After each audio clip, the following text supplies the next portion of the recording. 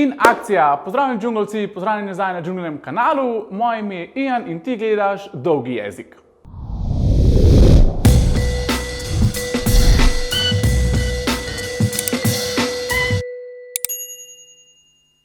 Po mojem imamo zdajle šesto ali sedmo epizodo, mislim, da je šesta. Ja, tudi sam ne vem, katera epizoda je že, ampak vem, da grejo zelo hitro. Zato sem se jaz odločil, da bo danes današnja epizoda majčkeno bolj nekako posebna, oziroma saj gosta imamo zelo posebenega. Se pravi, sem zdaj že spoilal, da imamo gosta. Ja. Danes ne bova govorila o treh stvarih, ki so se zgodile prejšnjih 14 dni, ker se spoiler alert čisto nič ni zgodil.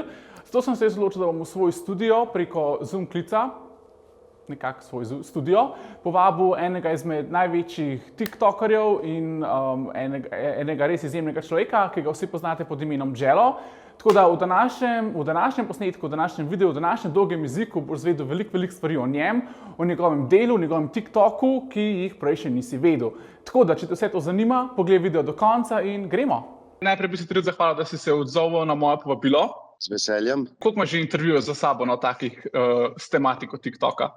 Ne vem, v bistvu imam kar nekaj, ampak ne sprejmem čisto vse, po pravici povedano. Sprejmem res tako, sploh za osebe, ki jih poznam, kot si ti, ki si mi res top tiktoker, to sem omenil tudi na Pero Martič streamu, recva, da jih imam že, ne vem, 20 za sabo, tako, evo. Wow. Dejva prvo se vrniti na čist sam začetek. Kako se tvoja zgodba sploh začne s TikTokom?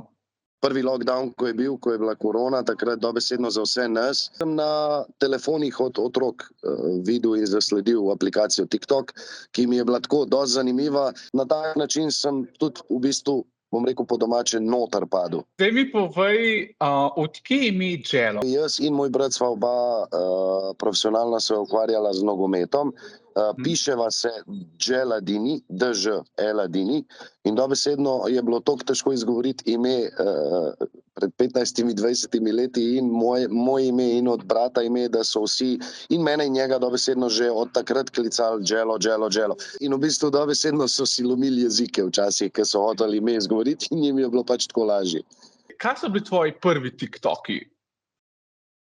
Verjem, da še danes, ker gledam za nazaj, se sam sebi smejim, ne umaknem pa lih zaradi tega, ker sploh ne vem, kaj sem delal. Potem smo pa neke pranke začeli delati jaz nad temi svojimi sodelavci in ko so ljudje oziroma otroci, ker je dobesedno 2 leti nazaj bilo največ otrok na TikToku, zdaj se nekako ta številka dviguje in se malo spreminja in so me spraševali, pač kje delam, kaj delamo, tako naprej, in so začeli reči, zakaj ne objavljaš kaj s hrano. In takrat smo mi začeli te v narekovajih neke tutoriale, ker je bilo vse iz heca narejen, tudi beseda gremo, pa dober tek, je bilo vse iz heca, ampak se pač prijel, vse.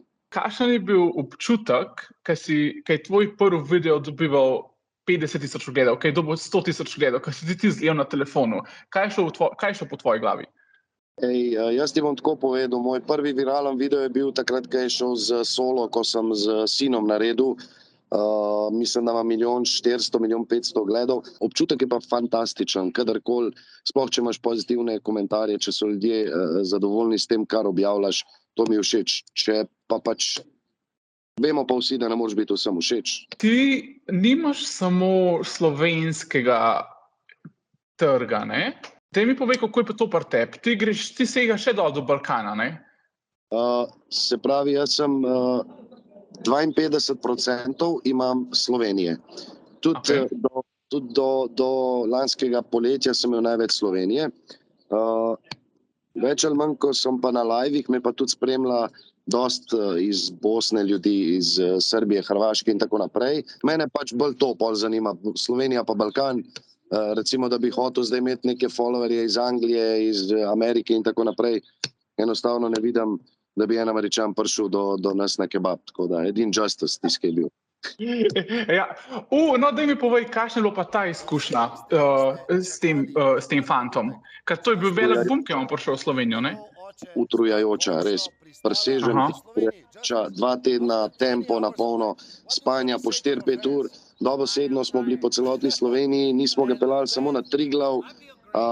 Tle smo mi tudi dobili ful pozitivnih komentarjev, dobili smo pa tudi ful negativnih komentarjev. Za vse tiste, ki ne vejo, on je, bom rekel, ne bom zdaj rekel točno koliko, ampak en lep izkupiček denarja za TikToke je vzel. Tako da v bistvu. S katerimi znankami pa ste sodeloval v teh kratkih 14 dneh?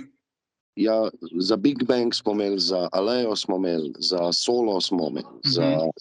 Ena lepa izkušnja, predstavili smo Slovenijo, kakor se je dal v najlepši luči in to je to. Res, ja. Ti si sodeloval tudi z samim Pero Matičem, kakor si prej omenil.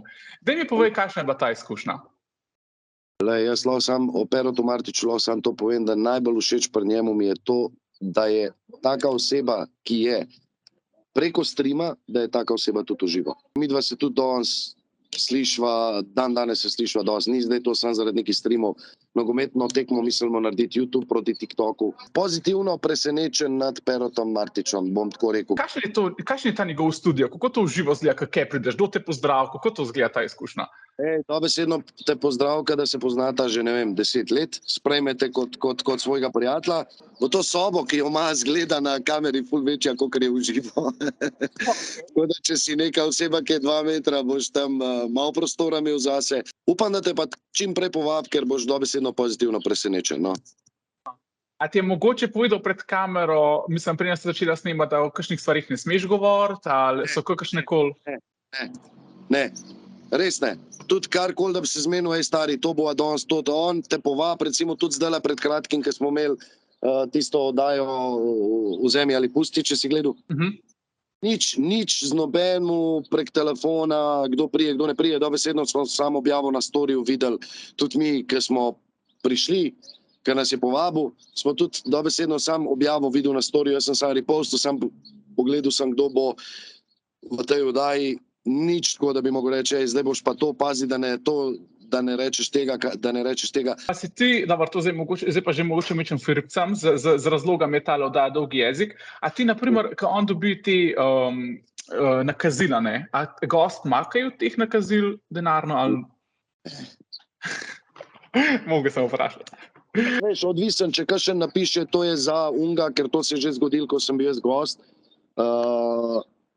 kjer je en poslal 50 €, zdaj točnega imena se zihernom spomnil, ker to je pol leta nazaj, in so napisali, da je to za njega in je Pero dobesedno takoj kontaktiral to osebo na Instagramu in mu napisal, napiš mi podatke od PayPala ali pa prenakažem, kar se tega tiče, tako da. Zdaj mi še za na konc povej, kaj je za Dželota, kaj je zdaj? Kje je prihodnost zate? Kaj se dogaja? Kaj bo novega? Kaj lahko pričakujemo? Prva lokacija, kjer bi odprl še eno fast food Dželo, 2 recimo je Štajerska. Prihaja, če bo vse po sreči poleti, No Food Challenge. Evo, ostalo ne pa ostane. Zdaj še povej vsem gledalcem, kje te lahko najdejo, za vse tiste, ki še ne vejo. Bližina Domžal, Kamniška ulica 9, preserje pri Radomljah na železniški postaji, drugače pa Google vpišeš Dželo in pripelje do nas. Ful se veselim trenutka, ko se bomo še v živo spoznali, pa predvsem, da probam tole sirovo jufko. Tako da nič, hvala lepa, da si se pozval na moje povabilo. Jaz res želim ti najboljš, no pa vse to. Jaz bom rekel hvala za povabilo, hvala vsem gledalcem, hvala tebi, Maši in vsem ostalim. Želim vam en lep in uspešen dan, uspešen teden, pa ostanite zdravi, to je najbolj pomembno. Čau. Drse, ajde, čau. Čau. In smo prišli do konca tega intervjuja. Kako se vam je tole zdelo? Jaz mislim, da smo zvedeli kar veliko zanimivih, pomembnih informacij, predvsem pa to, da smo spet videli, da je res Dželo en res zelo, zelo dober človek. In še enkrat bi se ti Dželo zahvalil, da si se odzval na moje povabilo. Ti mi povej v komentarju, kdo bi bil lahko moj naslednji gost. Se pravi, če ti je bilo tole všeč, če vam je bilo tole všeč, da jaz gostim goste, dajte povedati, kdo bi bil lahko moj naslednji gost. Predvsem pa lajkajte tale video, subscribite se na Junin kanal in to je po moje to. Ne zamudite naslednjega Dolgega jezika z mano. Lepo se majte in čau!